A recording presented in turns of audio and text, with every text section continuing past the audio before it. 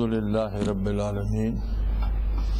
والصلاة والسلام علی حبیبہ محمد وعلی آلہ وصحبہ اجمعین۔ اعوذ باللہ من الشیطان الرجیم، بسم اللہ الرحمن الرحیم۔ الشہر الحرام بالشہر الحرام والحرمۃ قصاص فمن اعتدی علیکم فاعتدوا علیہ بمثل ما اعتدى عليكم واتقوا الله واعلموا ان الله مع المتقين وانفقوا في سبيل الله ولا تلقوا بأيديكم الى التهلكة واحسنوا ان الله يحب المحسنين۔ اللهم سبحانك لا علم لنا الا ما علمتنا انك انت العليم الحكيم۔ مولاي صل وسلم دائما ابدا علی حبیبک من زانت بہ السرور۔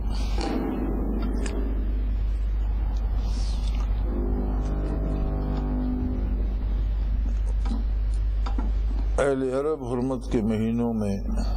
جنگ سے اعتراض کرتے تھے، اور یہ باوجود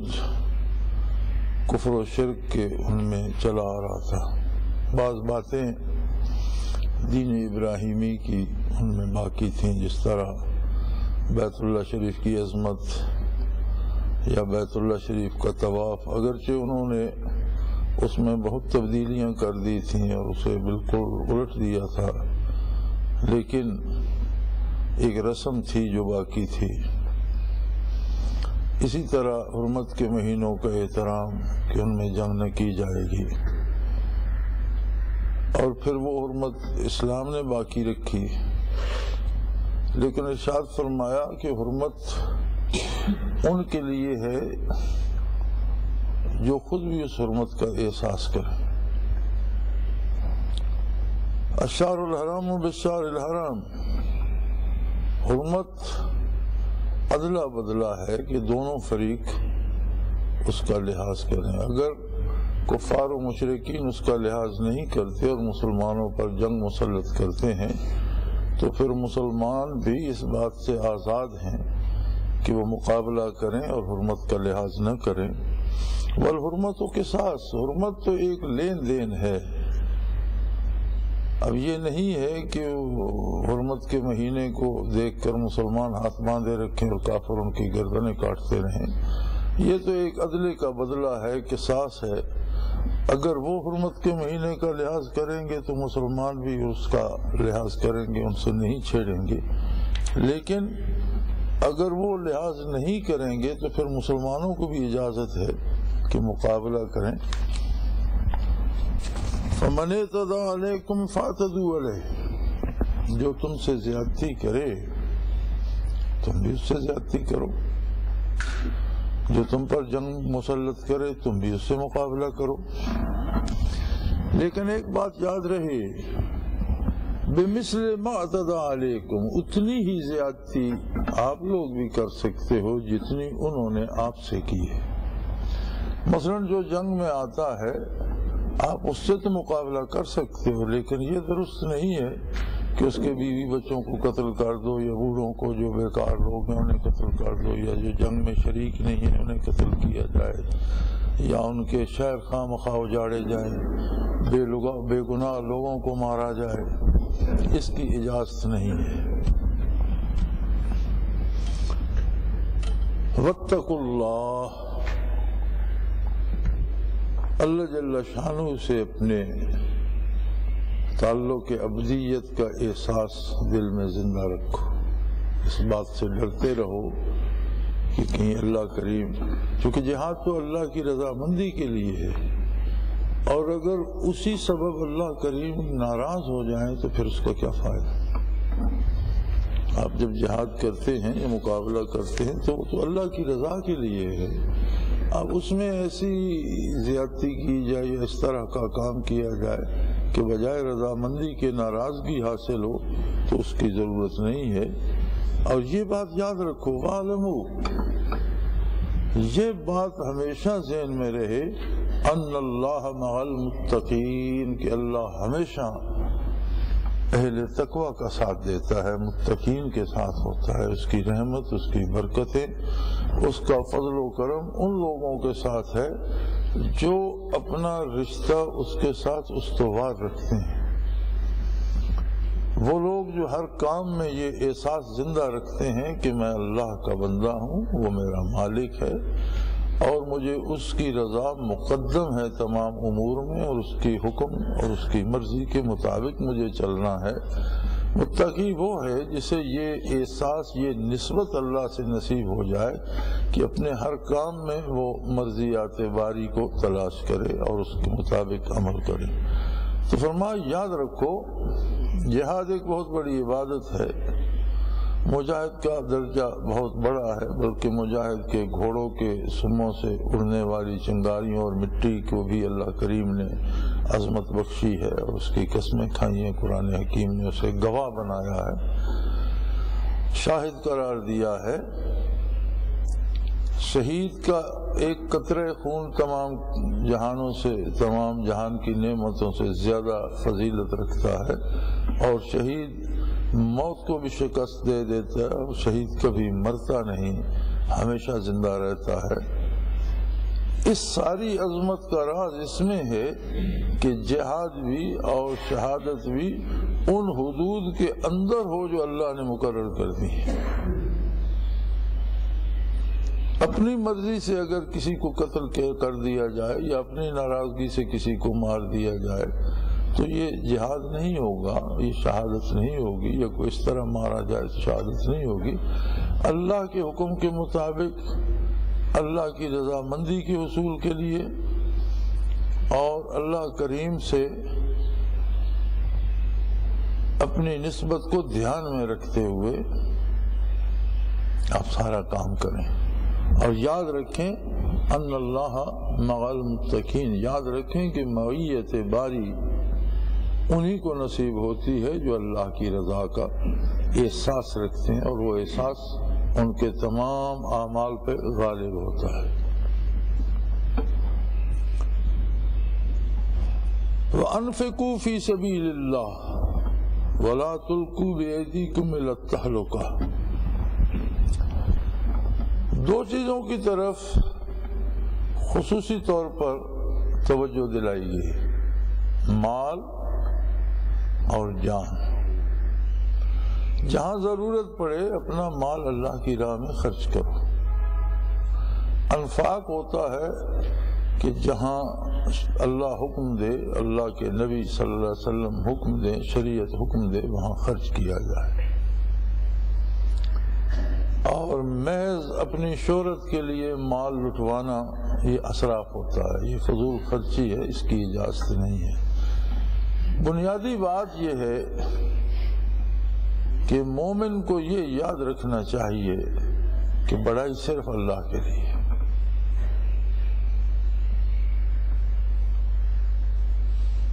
العزت للہ ولرسولہ وللمؤمنین،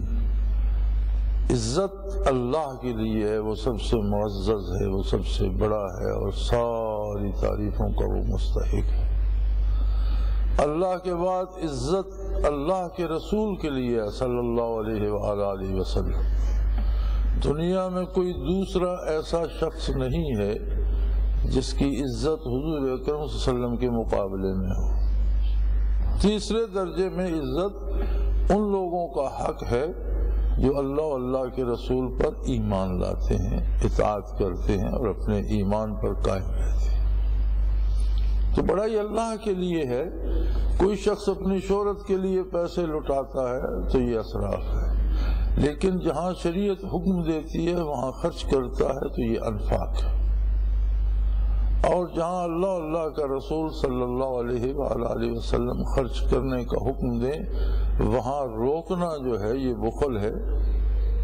مال سے اتنی محبت نہ کرو کہ اللہ کے حکم پر اور اس کے حبیب صلی اللہ علیہ وسلم کے حکم پر خرچ نہ کر سکو۔ اور دوسری بات یہ یاد رکھو، وَلَا تُلْقُوا بِأَيْدِيكُمْ إِلَى التَّهْلُكَةِ۔ حضرت ابو ایوب انصاری رضی اللہ تعالی عنہ فرماتے تھے، اس آیت کا شان نزول یہ ہے کہ جب اسلام نے جزیرہ نما عرب کو فتح کر لیا اور اسلامی ریاست مضبوط ہو گئی تو بعض لوگوں کا یہ خیال تھا کہ اب جہاد کی کیا ضرورت ہے، اب تو محنت کرنی چاہیے، کھیتی باڑی پہ توجہ دینی چاہیے اور حصول رزق کے لیے وقت لگانا چاہیے، اب تو ایک بڑا ملک ہے ہمارے پاس، تو اب جہاد کی کیا ضرورت ہے؟ تو فرمایا اگر تم جہاد سے رک جاؤ گے تو اس کا مطلب یہ ہے کہ تم نے خودکشی کر لی، تم نے اپنے آپ کو اپنے ہاتھوں ہلاکت میں ڈال دیا۔ اور اگر یہ دونوں باتیں جمع ہو جائیں گی کہ مال کی محبت بھی اتنی ہو جائے کہ اللہ کی راہ میں خرچ نہ کیا جائے اور جہاد سے جی چرایا جانے لگے تو پھر بربادی میں کوئی کسر باقی نہیں رہتی۔ تو اپنے آپ کو اپنے ہاتھوں سے ہلاکت میں نہ ڈالو۔ وَأَحْسِنُوا، احسان کرو، اچھے کام کرو۔ یہ اچھائی کا معیار کیا ہوگا؟ ایک بڑا عجیب مزاج ہے انسان کا کہ آپ کسی قاتل، کسی چور، کسی ڈاکو سے پوچھیں تو وہ اپنے قتل کرنے کا یا چوری کرنے کا یا ڈاکے مارنے کا بھی جواز بنائے ہوئے ہوتا ہے۔ میرے ساتھ یہ ظلم ہو گیا، میری مجبوری تھی ایسا کرنا، مجھے یہ ضرورت تھی ایسا۔ تو ہر آدمی کا اپنا ایک معیار ہے اچھائی اور برائی کا کہ وہ کس چیز کو برا سمجھتا ہے اور کس کو اچھا سمجھتا ہے۔ اگر یہ کہا جائے کہ اچھا کرو تو یہ ہماری پسند پر نہیں چھوڑ دیا گیا۔ حسن کس چیز میں ہے؟ حسن اللہ کی اطاعت میں ہے، حسن ہر اس کام میں ہے جو کرنے کا حکم دیا ہے محمد الرسول اللہ صلی اللہ علیہ وآلہ وسلم، حسن حدیث میں ہے، سنت میں ہے، اور اس کے خلاف جو کچھ ہے وہ کبھی احسن نہیں ہو سکتا۔ میری رائے ہو، آپ کی رائے ہو، پیر صاحب کی رائے ہو، مولوی صاحب کی رائے ہو، دنیا میں کوئی ایسا فرد نہیں ہے کہ جس کی رائے حضور اکرم صلی اللہ علیہ وسلم کے ارشاد عالی کے مقابلے میں کوئی حیثیت رکھتی ہو۔ لہذا فرمایا وَأَحْسِنُوا، اس کا سیدھا سیدھا ترجمہ یہ ہے کہ محمد الرسول اللہ کی غلامی کو شعار بنا لو، اس سے مت نکلو۔ ہر حال میں آپ صلی اللہ علیہ وسلم کے دامان رحمت کو تھامے رہو اور آپ کے ارشاد عالی کی تعمیل کرو۔ یہی حسن ہے اور یہی اللہ کو پسند ہے۔ اور صرف تعمیل نہیں بلکہ احسان یہ ہوگا کہ اس تعمیل ارشاد میں دل بھی شامل ہو اور دل کی گہرائی سے خوشی حاصل ہو کہ میں نے حضور صلی اللہ علیہ وسلم کی غلامی کا حق ادا کیا۔ اس میں دلی طور پر پورا خلوص شامل ہو۔ اگر تمہیں یہ مرتبہ نصیب ہو جائے تو پھر تم یہ سمجھو کہ تم اللہ کے محبوب بن گئے ہو۔ ان اللہ یحب المحسنین، یقیناً اللہ محسنین کے ساتھ محبت کرتا ہے۔ جو بھی شخص اس مرتبے کو پا لے کہ دل اس کا خوش ہو حضور کی اطاعت پر اور اپنی پوری طاقت سے پیسہ صرف کرنا پڑے وہ پیسہ صرف کرے، زبان سے بات کرنی پڑے تو اپنا علم خرچ کرے،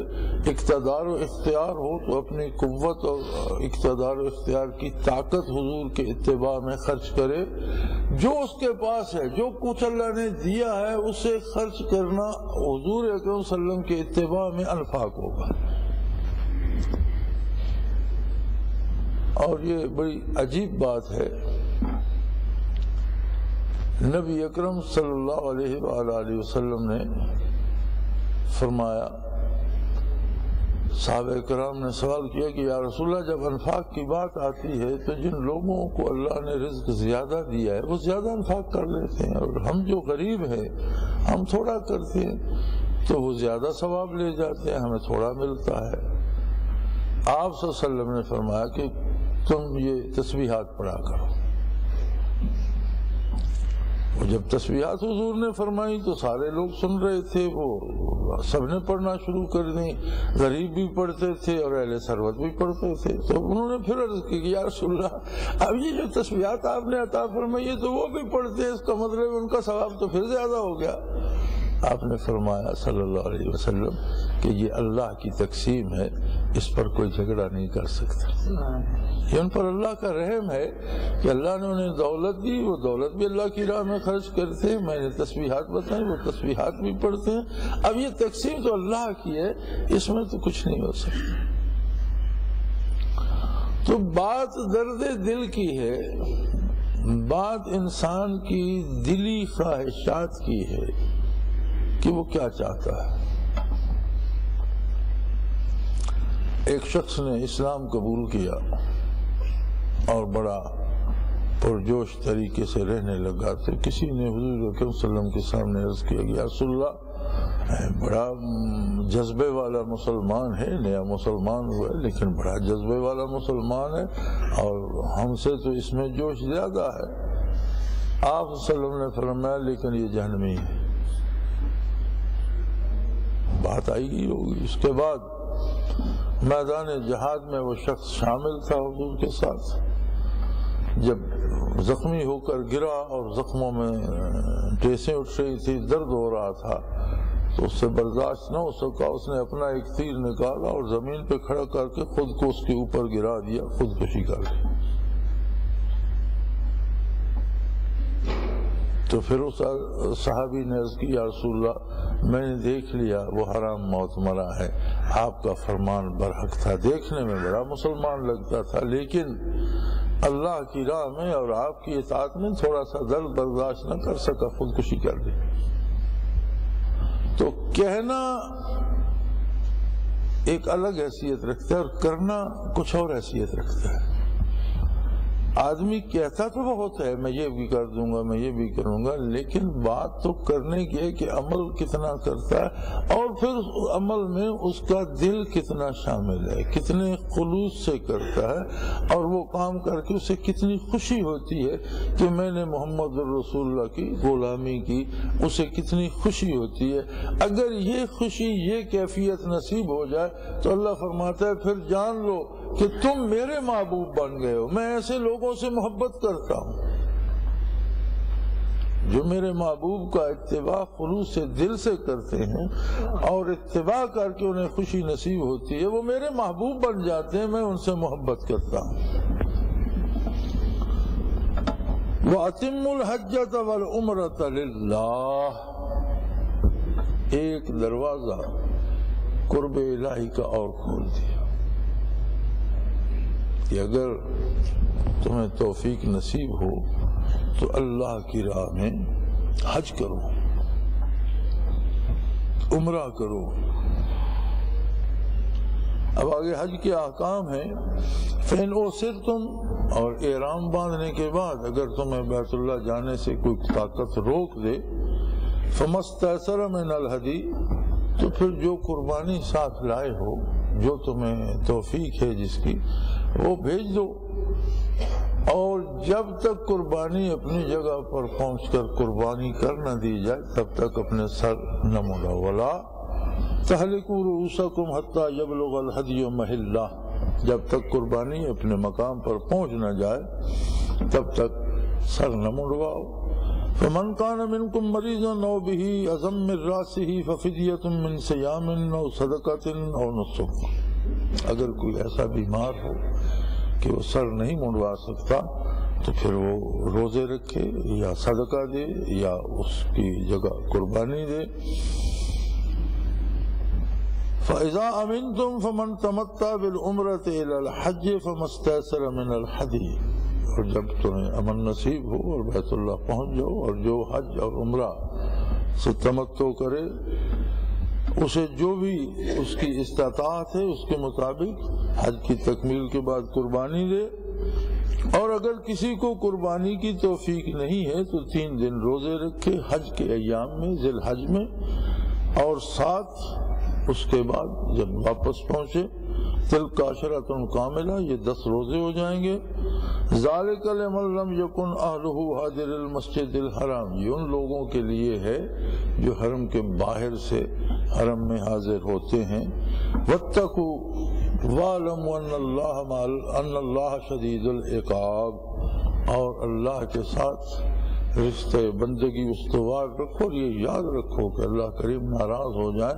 تو پھر اس کی گرفت بھی اور اس کی سزا بھی بہت سخت ہے۔ یہ تو آگے حج کے احکام، طریقے اور سلیقے، لیکن وَأَتِمُّ الْحَجَّ وَالْعُمْرَةَ لِلَّهِ، حج بجائے خود کیا ہے؟ ترتیب کو اگر دیکھیں قرآن حکیم میں تو اس سے پہلے احسان کی بات ہے، وَأَحْسِنُوا، جہاد کی بات ہے، مال خرچ کرنے کی بات ہے، اپنے پاس جو کچھ ہے، جان، مال، اقتدار، اختیار، علم، طاقت، وہ اللہ کی راہ میں صرف کرنے کی بات ہے، اور پھر یہ بات ہے کہ وہ بندہ اللہ کا محبوب بن جاتا ہے۔ اب اس کے بعد فرمایا حج کرو۔ حج کیا ہے؟ مکہ مکرمہ، بیت اللہ شریف تجلیات ذاتی کا واحد محبت ہے روئے زمین پر۔ ایک زمین کا ایسا ٹکڑا جس پر ہر وقت ہر حال میں اللہ کی ذاتی تجلیات متوجہ رہتی ہیں، برستی رہتی ہیں، اور کبھی وہ اس کیفیت سے خالی نہیں ہوتی۔ حاجی جب جاتا ہے تو اس حال میں حاضر ہوتا ہے کہ حد حرم میں داخل ہونے سے پہلے وہ کپڑے بدل لیتا ہے، 2 انسلی چادروں کا لباس پہن لیتا ہے، جس طرح وہ لباس جو کفن میں دیا جاتا ہے، ایک انسلا لباس جو جیسے آپ کفن بناتے ہیں، اس طرح سے وہ 2 انسلی چادریں ایک کمر سے لپیٹ لیتا ہے، اوپر اوڑھ لیتا ہے، گویا اس کے لیے حشر کی گھڑی ہے، اللہ کریم کا دربار سجا ہوا ہے، اللہ روبرو جلوہ افروز ہے، اور وہ اپنا کفن اٹھائے، جیسے قبر سے اٹھ کر جاتے ہیں اسی طرح وہ اپنا کفن اٹھائے، اپنی جواب دہی کے لیے اللہ کے روبرو حاضر۔ حج کے ارکان بھی ہیں، اس طرح شروع کرے، یہ رکن ادا کرے، یہ اس طرح حج مکمل کرے، قربانی دے، سر منڈائے، وہ الگ بات ہے۔ احکام ظاہری طور پر ان کی تعمیل کی جائے گی، لیکن حج کی حقیقت یہ ہے کہ ہر جانے والا اپنا لباس بدل کر ایسا لباس بنا لے جیسا یوم حشر مومنین کو نصیب ہوگا۔ ہر بندہ حشر میں لباس سمیت نہیں ہوگا، لوگ بے لباس اٹھیں گے، لباس گل سڑ چکے ہوں گے، ہڈیاں گل سڑ چکی ہوں گی۔ تو نبی کریم صلی اللہ علیہ وسلم سے پوچھا گیا کہ یا رسول اللہ، یہ بے شمار لوگ برہنہ اٹھیں گے تو یہ کیسا ہجوم ہوگا، وہ ایک دوسرے کو دیکھ کر کیا کہیں گے؟ آپ صلی اللہ علیہ وسلم نے فرمایا کہ کسی کو دوسرے کے دیکھنے کا ہوش نہیں، ہر شخص اپنی پریشانی میں اتنا گھرا ہوگا جیسے وہ سر تا پا پسینے میں غرق ہو، کسی کو نظر ہی نہ آ رہا ہو۔ اور بڑے خوش نصیب ہوں گے وہ لوگ جن کے پاس جب قبر سے اٹھیں گے تو اپنا کفن سلامت ہوگا، وہ بڑی اللہ کے محبوب ہوں گے، بڑی خوش نصیب لوگ ہوں گے۔ تو وہ حال بنا کر جیسے حشر کو اٹھے ہیں اور 2 انسلی چادریں پاس ہیں، وہ لپیٹ کر اللہ کے حضور پیش ہو رہے ہیں، وہ حال بنا کر اس زندگی میں، اس عالم فنا میں، اس فانی دنیا میں اللہ کے روبرو جا کر وہ کہتا ہے لبیک اللہم لبیک، اے اللہ میں حاضر ہوں، لا شریک لک لبیک، تیرا کوئی شریک و ہمسر نہیں، میں تیری بارگاہ میں حاضر ہوں، ان الحمد والنعمت لک والملک، تمام تعریفیں تیرے لیے ہیں، تمام نعمتیں تیری ہیں، اور تمام ملک تیرا ہے، کوئی کسی کا اس میں دخل نہیں۔ لا شریک لک، تیرا کوئی شریک نہیں۔ اب یہ ایک کیفیت ہے جو انسان کی سوچ سے، اس کے دل سے، اس کی دل کی گہرائیوں سے تعلق رکھتی ہے۔ ایک شخص جاتا ہے، میدان حشر کا لباس بے تن کرتا ہے، ویسی صورت بناتا ہے اور اللہ کے روبرو کھڑے ہو کر اقرار کرتا ہے، پھر اس پر کوئی اثر نہیں ہوتا، واپس آتا ہے تو وہی ہوتا ہے۔ اس کا مطلب ہے کہ اس نے ظاہری ارکان تو ادا کی، اگرچہ اکثر لوگ ظاہری ارکان بھی ادا نہیں کرتے۔ یہ بڑے افسوس کی بات ہے کہ اکثر لوگ ظاہری ارکان بھی ادا نہیں کرتے، لیکن یہ قلبی کیفیت جو مقصود ہے، جس کے بارے ارشاد ہے کہ جس نے حج کیا وہ اس طرح پاک ہو گیا گناہوں سے گویا وہ آج دنیا میں پیدا ہوا، اس کے سارے گناہ دھل گئے۔ گناہ تو دھل جانے تھے جب وہ اللہ کریم کے روبرو جا کر کھڑا ہو گیا اور تجلیات ذاتی اس پر برسیں، تو گناہ تو دھل جانے تھے۔ لیکن ایک واقعہ یاد آتا ہے، ہندوستان سے ایک صاحب حج پر تشریف لے گئے اور ان کے بزرگ عالم تھے، مکہ مکرمہ سے انہوں نے پیغام بھیجا، خط بھیجا یا جس طرح کہ بھئی میرے فلاں کام کا بھی دھیان کیجئے گا چچا جان، میرا فلاں کام بھی تھا، فلاں چیز بھی تھی، تو میرے اس وقت سال آنے جانے میں لگ جاتا تھا، تو میرے آنے تک ان کا خیال رکھیے۔ انہوں نے اسے جواب میں لکھا کہ تمہیں حج پر نہیں جانا چاہیے تھا، تم وہاں تمہارا وجود حرم میں ہے اور تمہارا دل ہندوستان میں ہے، اس سے تو بہتر ہوتا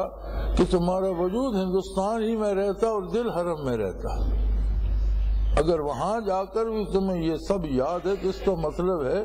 کہ تمہارا وجود حرم میں ہے اور دل ہندوستان میں ہے۔ فرمایا اس سے بہتر تو یہ ہوتا کہ تمہارا وجود ہندوستان میں ہوتا اور دل حرم کی طرف لگا رہتا،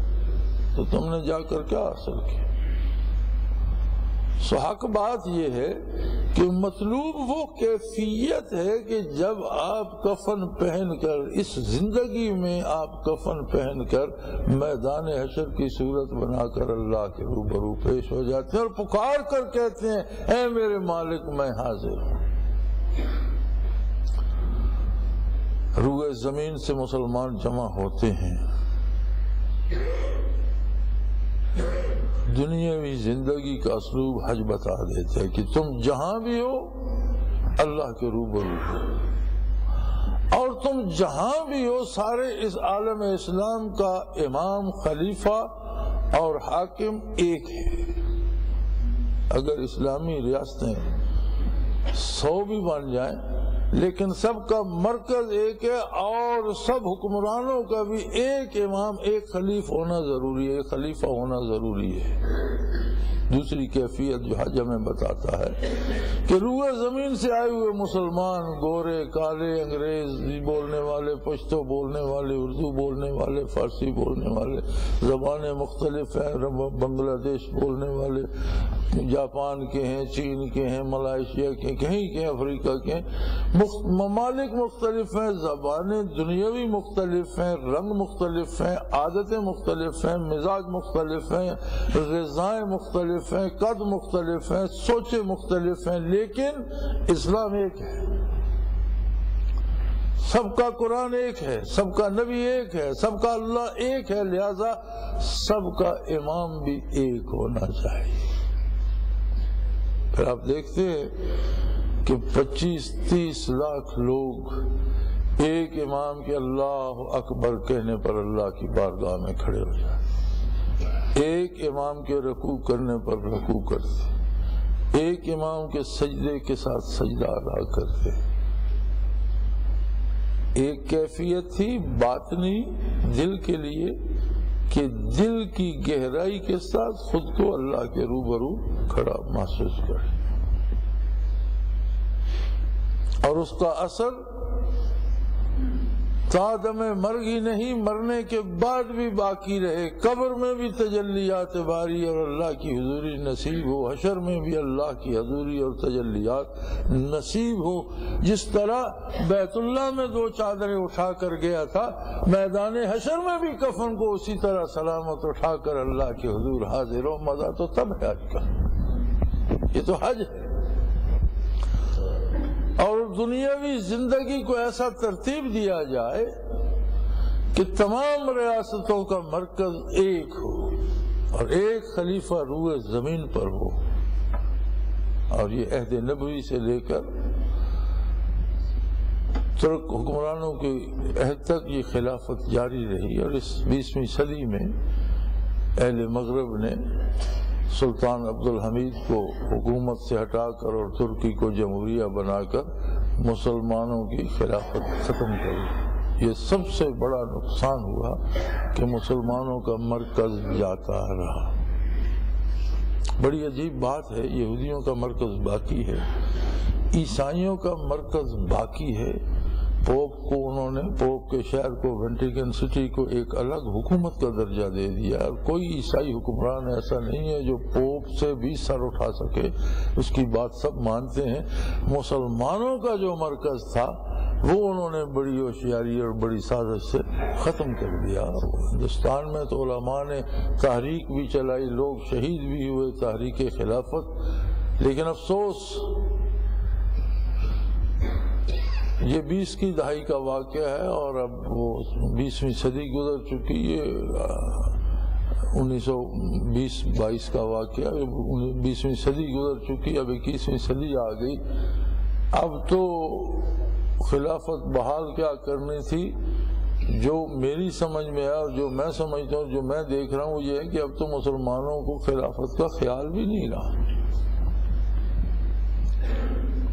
حالانکہ حج کی تربیت میں یہ موجود ہے، ورنہ وہاں بھی تو 5-10 امام ہو سکتے تھے، 25-30 لاکھ بندے جمع ہوتے ہیں تو کہتے 1-1 لاکھ، حد حرم تو دور تک کہ 1-1 لاکھ الگ ہو کر نمازیں ادا کر لو، کھاپنا پڑے۔ مقصد یہ تھا کہ عملی زندگی میں بھی ایسی یکجہتی ہو کہ کتنی بھی حکومتیں بن جائیں، مرکز ایک ہو، اور خلیفہ کی اجازت کے بغیر کوئی حکمران قدم نہ اٹھائے، سب کا مرکز ایک۔ افسوس، عجیب بات ہے کہ افغانستان میں جب طالبان کی حکومت بنی، انہوں نے آیاء خلافت کے لیے ملا عمر کو خلیفہ نامزد کر دیا۔ اب عیسائی حکمرانوں کو اور عیسائی دنیا کو یہ احساس تھا، یہودی حکمرانوں کو اور یہودی دنیا کو یہ احساس تھا کہ یہ پھر سے خلافت کا فساد کھڑا کر رہے ہیں، ان کی نظر میں تو فساد ہے، انہیں پھر ایک مرکزیت مل جائے گی۔ چنانچہ اس بات کو ختم کرنے کے لیے ایک ملک تباہ کر دیا گیا، اور مسلمان 50 سے زائد ریاستیں اور حکمران اس کے لیے افسوس کا ایک جملہ تک نہ کہہ سکے۔ کیسی عجیب بات ہے کہ 56 کے قریب اسلامی ریاستیں ہیں، مسلمان ملک ہیں اور مسلمان حکمران ہیں، لیکن قرارداد مذمت بھی پیش نہ کر سکے کہ آپ جو کچھ امریکہ نے یہاں کیا ہے وہ ظلم ہے، زیادتی ہے۔ نہیں، عجیب بات یہ ہے کہ اگر کسی کے منہ سے نکلا تو خلیفہ کے خلاف لفظ نکلا، خلافت کیا کوئی نہیں نکلا۔ ببی تفاوت راز کجاست تابہ کجا، فاصلے دیکھیے کتنے بڑھ گئے ہیں حق و انصاف میں، جرت میں، ایمان میں، اور ایمان سے دوری اور ایمان میں کمزوری کتنی بڑھ گئی ہے۔ لیکن جس آدمی کے جو اختیار میں اتنا تو وہ کرے،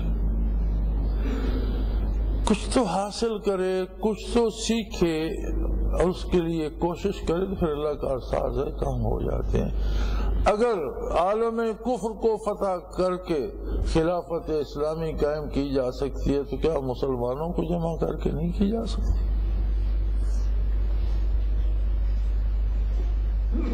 لیکن تب ہو سکتی ہے جب ہمیں حج کا مقصد معلوم ہو، حج کی کیفیت ہمارے سینوں میں اترے، ہمیں لذت دیدار سے آشنا کر دے، وہ ہمیں لذت دیدار سے آشنا کر دے، پھر جا کر یہ بات بن سکتی ہے۔ ورنہ ہم مکہ گئے، گھومے پھرے، بیت اللہ کے چکر لگائے، گھر آ گئے، خر عیسیٰ گرب مکہ میرا ود چون بے آید ہنوز خر باسد، گدھا ہو اور خواہ عیسیٰ علیہ السلام جیسے پیغمبر کا ہو اور آپ اسے بیت اللہ لے جائیں اور چکر لگوا کر لے آئیں، واپس آئے گا تو گدھے کا گدھا ہی رہے گا، گدھے کو کوئی فرق پڑنے والا نہیں۔ یہ عظمت انسانوں کے حصے میں ہے، انسان ہو سینے میں دل رکھتا ہو، دل میں درد رکھتا ہو، ایمان رکھتا ہو،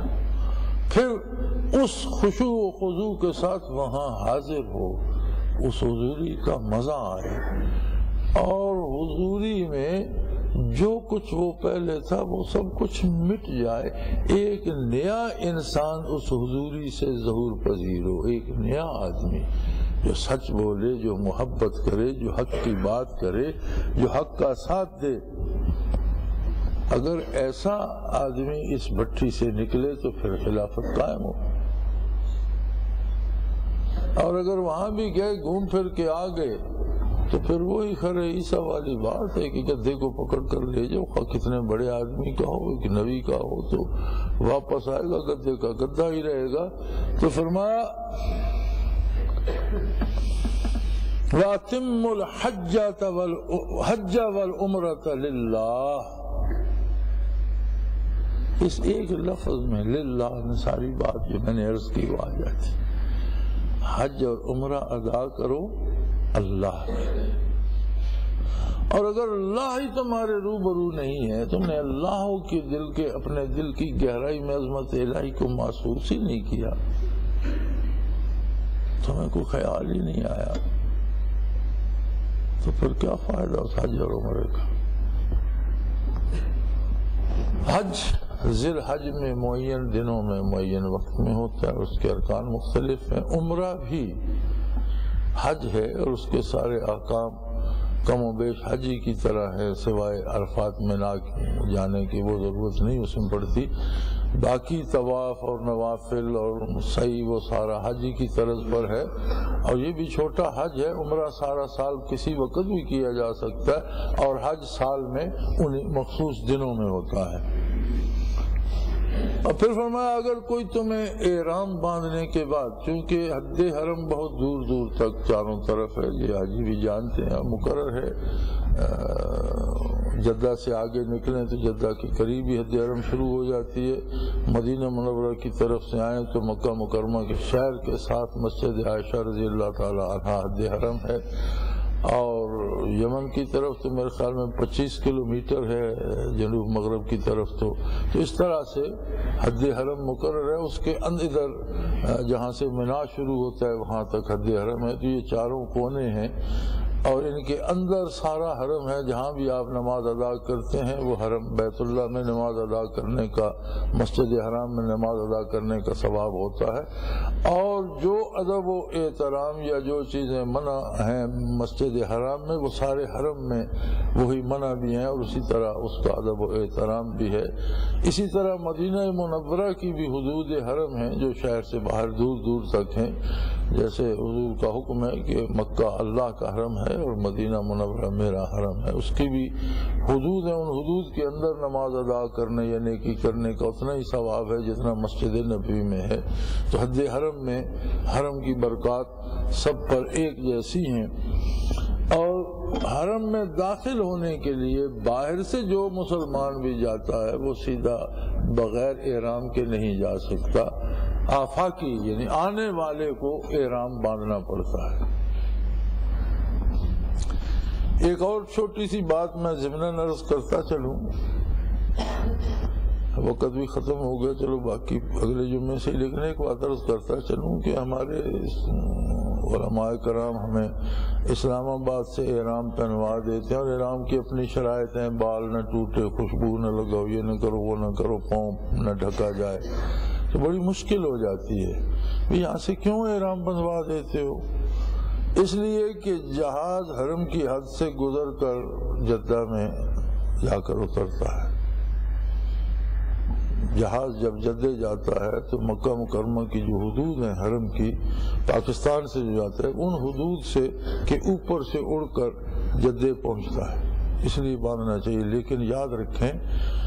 مسئلہ یہ ہے کہ اگر کوئی حد حرم سے گھوڑے پر سوار بھی نکل جائے تو اسے احرام باندھنے کی ضرورت نہیں ہے۔ جب وہ حج کی نیت سے حرم میں داخل ہوگا یا کسی بھی کام سے حد حرم میں داخل ہوتا ہے، زمین پر قدم رکھ کر پھر اسے احرام میں ہونا چاہیے۔ اور اگر آپ حج کے لیے جاتے ہیں تو یہاں احرام باندھنا ضروری نہیں ہے، بے شک آپ آرام سے جدے جائیں۔ جدے سے جب روانہ ہوں گے بے شک جہاں تک حد حرم نہیں ہے آپ کپڑوں میں جائیں، حد حرم پر مسجد بنی ہوئی ہے وہاں جا کر احرام باندھیں، دو نوافل ادا کریں اور آگے چلے جائیں، یہ سہولت ہے۔ لیکن اسے کوئی جانتے نہیں لوگ